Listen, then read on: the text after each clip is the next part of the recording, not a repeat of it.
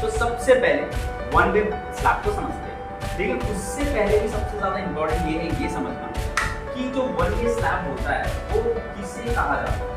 तो कल आपने लेक्चर हो गया, आप समझ चुके हो कि वन वे स्लैब को कैटेगराइज कैसे किया जाता है। तो कोई बताएगा मेरे को, अगर Ly by Lx ये दो वर्ड आपने सुना था सबने, तो Ly जो था वो क्या था हमारा लॉन्गर स्पान, ठीक है, और एक था हमारा शॉर्टर स्पान। तो यहाँ पे दिख पा रहा है बहुत आसानी से, ये हमारा क्या है लॉन्गर स्पान और ये क्या है हमारा शॉर्टर स्पान। आसानी से दिख पा रहा है ये लॉन्गर और शॉर्टर।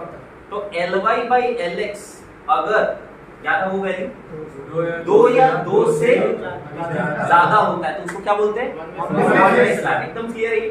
अब इसको ध्यान से समझाता हूं मैं इस डायग्राम की हेल्प से। तो यहाँ पे मैं आपको दिखाता हूँ, पहले मैं हल्का सा बना लेता हूँ, फिर अगर मैं यहाँ पे वन वे स्लैब को आपको बताऊँ, वन वे स्लैब मैं यहाँ पे बना रहा हूँ, उसके साथ मैं बीम भी बना रहा हूँ, तो आपको बहुत आसानी से समझ में आ जाएगा। ठीक, वन वे स्लैब क्या होता है ना कि जिसमें ये देखिए, अगर मैं इसका 3D बनाऊँ आप लोग को तो आप देखेंगे,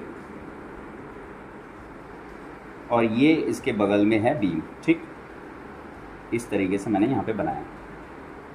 आप थोड़ा विजुलाइज करने की कोशिश करेंगे, ठीक है, थोड़ा विजुलाइज करेंगे। देखिए इस तरीके से आप देख पा रहे हैं, क्या ये लग रहा है बीच में स्लैब दिख रहा है और उसके अगल बगल बीम दिख रहा है। मैंने दो तरफ बनाया है, चारों तरफ नहीं बनाया। एवरीवन फोकस, ठीक है। ऐसा क्यों बनाया, मैंने जानबूझ के बनाया। इससे क्या समझ पा रहे हो आप कि हमें लोड ट्रांसफर जो होता है स्लैब के केस में, वन वे के स्लैब के केस में, वो किस तरफ होता है अगर देखा जाए तो शॉर्टर स्पान के थ्रू डायरेक्ट आपके बड़ी वाली बीम्स में होता है। मतलब इसके लिए यहाँ पे जो बीम है और यहाँ पे जो बीम है उसकी जरूरत ही नहीं है। ये फाइंड आउट हो गया, ये समझ में आ गया है ना।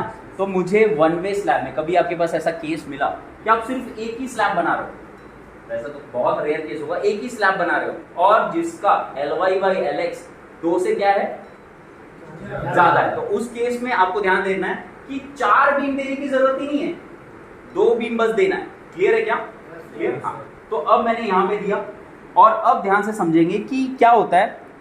ये जो स्लैब का आधा हिस्सा होता है ना, पूरा आधा हिस्सा, ये स्लैब को 2 भाग में डिवाइड कर देता हूं मैं। देखो ये एक भाग हो गया और ये वाला एक भाग, मतलब यहाँ का पूरा हिस्सा। यहाँ मैं एरो ऐसे बना रहा हूँ, इसको ध्यान से समझना आप। ये देखो ये एरो इस तरीके से मैं बना रहा हूँ, इसका ये मतलब है कि मान लो ये एक रेक्टेंगल शेप का क्या है, ये केक है, ठीक है, एक रेक्टेंगल शेप का केक है और उस केक को बीचों बीच से कट किया और आधा रेक्टेंगल का जो आधा केक जो है वो ये वाला बीम खाएगा और आधा केक ये वाला बीम खाएगा। आ गया समझ में? मतलब साफ साफ समझ में आ रहा है। आधा जो लोड होता है वो ट्रांसफर हो जाता है ये वाली बीम में और आधा लोड ट्रांसफर हो जाता है इसके इस तरह वाली बीम में। एकदम क्लियर है क्या? और क्या होता है ना कि ये लोड की टेंडेंसी होती है। लोड क्या चाहता है कि मैं जल्दी से जल्दी ट्रेवल करना चाहता हूँ, जल्दी से जल्दी ट्रेवल। मतलब स्लैब के ऊपर किसका किसका भार आ रहा है, थोड़ा सोच के देखेंगे। स्लैब के ऊपर किसका किसका भार आ रहा है, समझेंगे।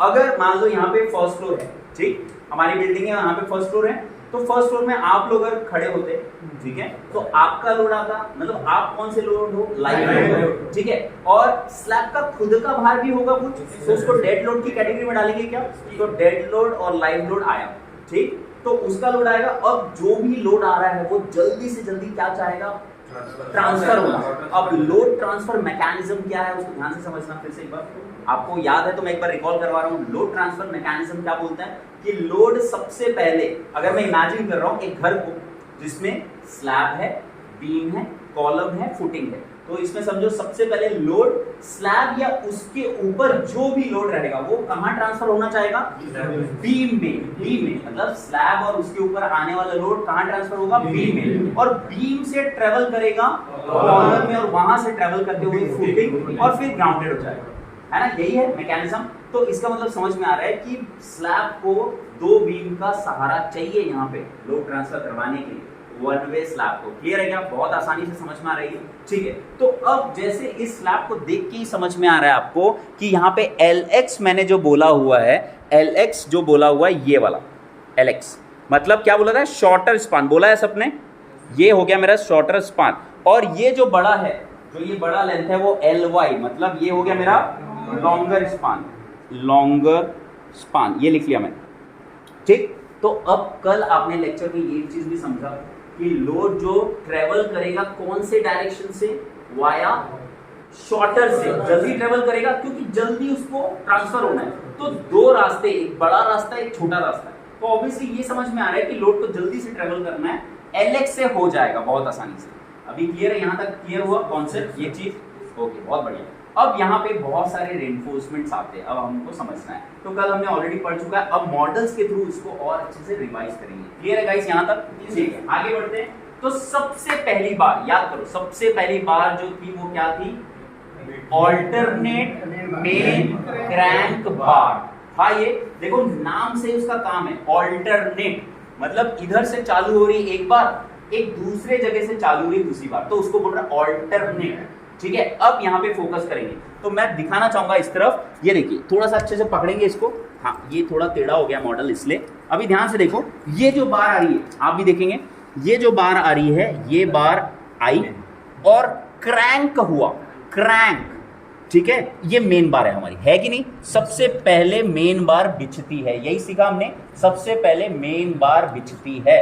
तो ये जो मेन बार है यही, इसी का नाम है ऑल्टरनेट मेन क्रैंक बार, क्रैंक। ठीक है, नीचे बैठ जाओ अगर और अच्छे समझना है तो। ये बार इस तरीके से आई, क्रैंक हुआ और नीचे सीधा चले गया, सीधा। क्लियर है? एक डायरेक्शन से क्रैंक हुआ, ठीक है ना। अब ध्यान से समझेंगे, अब ये वाली बार इस तरीके से लग गई, लेकिन हम उस तरफ, अगर मैं इस तरफ रहता तो मैं पहले बार आपको ये दिखाता, है ना, ये इस तरफ से आ रही है बार, ये देखो, और ये इस तरफ क्रैंक होते हुए सीधा चले गई, तो ये ऑल्टरनेट है, क्या है? ऑल्टरनेट, ठीक है। तो एक इधर आया यहां से और ये इधर से चला गया, मतलब ये ऑल्टरनेट, इंडियन स्टाइल के हिसाब से ऑल्टरनेट पैटर्न फॉलो किया जाता है। ठीक है, अब ध्यान से विजुलाइज करेंगे, ये इसके बाद दूसरा वाला इस तरफ से चालू हुआ है, ये चालू हो रहा है इस तरफ से, ये देखो, है ना, ये चालू हो रहा है। क्लियर है क्या ये? अब इधर ध्यान से देखेंगे, ये यहां इसके बाद ये दूसरा चालू हो रहा है, मतलब ऑल्टरनेट बन रहा है ये। और इसकी कटिंग लेंथ निकालना भी बहुत इजी है, जो कि आप कल सीख चुके हो ऑलरेडी। ठीक है, अब इधर यहाँ पे बीम है नहीं, यहाँ इमेजिन करो यहाँ पे बीम है कि नहीं, और ये जो बीम है, अब ध्यान से सुनेंगे, हम साइड विजिट जाएंगे और अच्छे से समझेंगे। यहाँ पे ये जो रेनफोर्समेंट है ये यहाँ पे थोड़ा आगे आएगा कि नहीं आएगा? एकदम आएगा, ये वाला रेनफोर्समेंट थोड़ा आएगा, एंकर होगा ना, तो ये आगे आएगा, और बीम जो है हमारा यहाँ पे जो भी विड्थ है उससे कवर का हिस्सा बस नहीं रहेगा, बाकी ये वाली रॉड यहाँ तक पूरी आएगी। ये क्लियर हुआ क्या?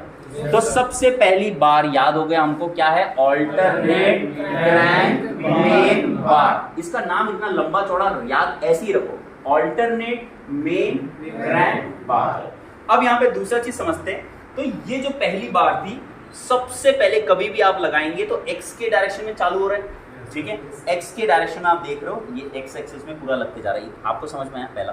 ठीक है, ये हमारी पहली बार हो गई, ऑल्टरनेट मेन क्रैंक बार। ठीक, तो गाइस पहली बार यहां तक क्लियर है। अब दूसरी बार ध्यान से देखो, यहाँ पे ये जो लग रही है नीचे में, यहां से शुरू से चालू हो रही है और पूरे लास्ट तक जा रही है, इसको क्या बोलेंगे? क्या नाम है इसका? बॉटम डिस्ट्रीब्यूशन बार। बॉटम क्यों लग रही है? इसका नाम बॉटम क्यों है? क्योंकि बॉटम साइड में लग रही है कि नहीं? ये पूरे जोन में बॉटम एरिया में लग रही है, इसलिए बॉटम बार। लेकिन एक छोटी सी बात ध्यान रखें, वो क्या है कि ये जो मेन बार है ऑल्टरनेट, देखो ये ऑल्टरनेट मेन बार है ना, उसके ऊपर लगेगी। तो की पॉइंट क्या ध्यान रखना है कि जो बॉटम डिस्ट्रीब्यूशन बार है नीचे में लगती है, लेकिन किसके ऊपर लगती है? ऑल्टरनेट के ऊपर। और वेयरएस अब दूसरी बारे में बात करेंगे, ऊपर में भी डिस्ट्रीब्यूशन बार लगती है। तो अब तीसरे बार में चलते हैं, देखो ये जो बार है ऊपर में सेम लेंथ की आ रही है, सेम लेंथ है ना, इसको क्या नाम देते? टॉप डिस्ट्रीब्यूशन बार। लेकिन लगती कहां पे है? मेन बार के नीचे में, बॉटम में। ठीक है, तो की पॉइंट्स याद हो गया? एक बार फिर से, बॉटम डिस्ट्रीब्यूशन बार आपके मेन बार के ऊपर होगा, टॉप डिस्ट्रीब्यूशन बार मेन बार के नीचे होगा। दैट्स इट, ये इसको ध्यान में रखना है। क्लियर है? प्लेसिंग में टाइम में ये थोड़ा सा कंफ्यूजन हो जाता है। क्लियर है? तो दूसरी बार जो डिस्ट्रीब्यूशन बार है उसी के बारे में बात कर रहे हैं, तो टॉप डिस्ट्रीब्यूशन बार यहां पे समझ में आया, सेम कटिंग लेंथ होगा। अब एक बार बच गई, अब क्या हो रहा है ना कि यहां पे यहां पे आप देखेंगे ये जो ऑल्टरनेटिव है, ये देखो एक ये है ऑल्टरनेटिव, ठीक है, और दूसरा ऑल्टरनेटिव जो दिख रहा है ये, इन दोनों के बीच में जो गैप्स है, इसी तरफ देखेंगे, इस फेस में पूरे देखेंगे, ये दो जो ऑल्टरनेटिव, इन दोनों के बीच में जो गैप है वो कितना है यहाँ पे, लगभग 300। हमने जो पढ़ा है उसके हिसाब से 150 की स्पेसिंग रखना था, ठीक है, लेकिन 150 की स्पेसिंग तो इन दोनों को बोलते हुए मानेंगे ना। ये देखो ऑल्टरनेट की स्पेसिंग 150 है, लेकिन इस फेस में दो ऑल्टरनेट अगर यहां से देख रहे कंसेक्यूटिव तो स्पेसिंग हो गई 300। तो यहां पे जो एरिया है ना, वहां पे रेनफोर्समेंट की जरूरत हमको है।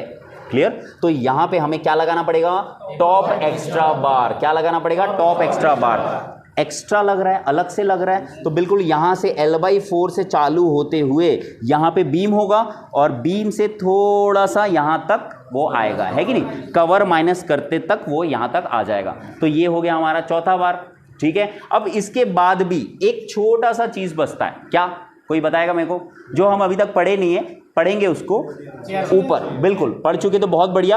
ऊपर और नीचे में क्या होता है ना कि अगर क्या होगा कि जब मैंने बार बेंड किया और ऊपर में जाके फिक्स किया, फिक्स करने के बाद क्या होगा कि लेबर उसे चलेंगे, बार बार चढ़ेंगे ना इसके ऊपर, तो चढ़ेंगे तो क्या होगा, रॉड अपनी प्लेस खो देगा, है ना, नीचे दब जाएगा, ऐसा हो सकता है बिल्कुल।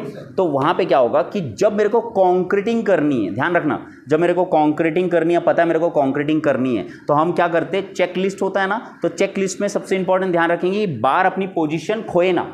तो उसके लिए उस टाइम पे कंक्रीटिंग करने से पहले ही अपन ध्यान रखेंगे कि सभी बार अपने जगह में हो। तो ऐसे हिला हिला के प्लेस करते हुए नीचे में यहाँ पे चेयर बार लगाते हैं। क्लियर है क्या गाइस? चेयर बार, ठीक है, वो चेयर के शेप का होता है। तो कटिंग लेंथ आपकी जब लेक्चर होगा तब उस समय आपको और अच्छे से बताएंगे। क्लियर हुआ इतना यहाँ तक? ठीक है, बहुत बढ़िया। चलो फिर अब बढ़ते हैं आगे क्लासरूम में।